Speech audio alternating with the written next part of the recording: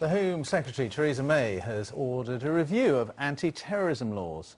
Well, the review will look at the use of control orders and the detention of terror suspects without charge beyond 28 days. During her statement to the House of Commons a short time ago, the Home Secretary said the review was as a result of mistakes made by the Labour government and not a failure on the part of the police or the security services. In correcting the mistakes of the last government, we are doing just that. We are not criticising or castigating the members of the police and security and intelligence services. They do their work with bravery, patriotism and a strong sense of duty. And I know the whole House will want to join me in paying tribute to them. Mr. Speaker, this review will enable this government to put right the failures of the last government and in so doing restore the ancient civil liberties that should be synonymous with the name of our country.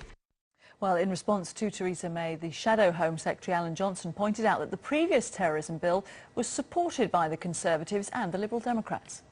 It's important to recall, Mr. Speaker, that when the terrorism bill received its third reading in November 2005, it had all parties' support.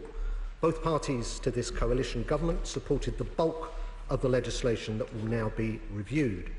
That debate came a few months after the horror and carnage of 7/7. Two things characterised that debate in the House at the time. The first was the realisation that there was no change in government policy that would remove the UK from Al-Qaeda's firing line, and that the only response to the threat was to contest and defeat it.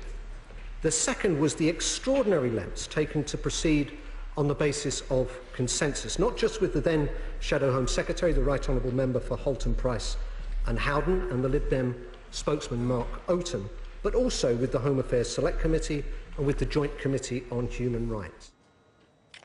Alan Johnson there in the Commons. Well, let's discuss this now with Robin Simcox, who's a research fellow at the think tank, the Centre for Social Cohesion, and also the author of a new report on control orders. Thanks for being with us. Do you think this review into counter-terrorism that the Home Secretary has announced, is it needed? Is it necessary? It was always going to be done. The Conservatives had said far too much in the months leading up to the election to simply let it slide.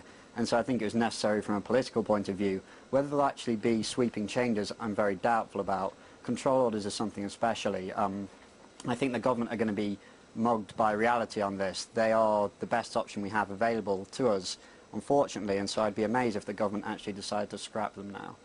I mean, Theresa May was saying in the Commons there that the last government had ridden roughshod over civil liberties. Ancient civil liberties need to be restored. Quite powerful rhetoric there.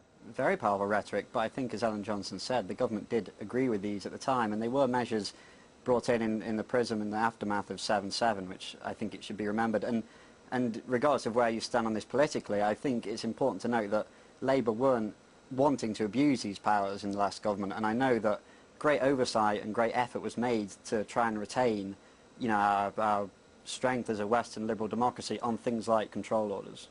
It's all a balance in the end, isn't it, really, between civil liberties and national security and where you try to reach the midpoint between those. Do you think, are you saying, really, that we're at about the right point at the moment? Well, not necessarily. If you look at something like stop and search, I could see the point as to why that was watered down, because if you look at the stats, the amount of arrests that were being made from being stopped and searched was actually very low. The amount of charges that were made on the back of that were even lower. So I'm not saying that there weren't mistakes made. Clearly there were, and clearly there always are going to be when you're passing lots of new legislation like this. What I'm saying is that perhaps the balance was a little better than perhaps Theresa May gave the last credit for, and I think that will probably be reflected in the review that the government makes. What would you say to those people who say, OK, 7/7, 9/11, but those were a number of years ago, that perhaps we've moved on? Sure, well, I think you just have to look at the amount of terrorism cases that have been since then. It seems almost every year there's a terrorist plot that's foiled, or the security service having to initiate arrests that the police have to make. The transatlantic, you've just seen the convictions very recently, 3 more people aspiring to be suicide bombers on a jet, and this threat clearly isn't over yet. All right, well, really good to talk to you, Robin Simcox from the Centre for Social Cohesion. Many thanks for your time.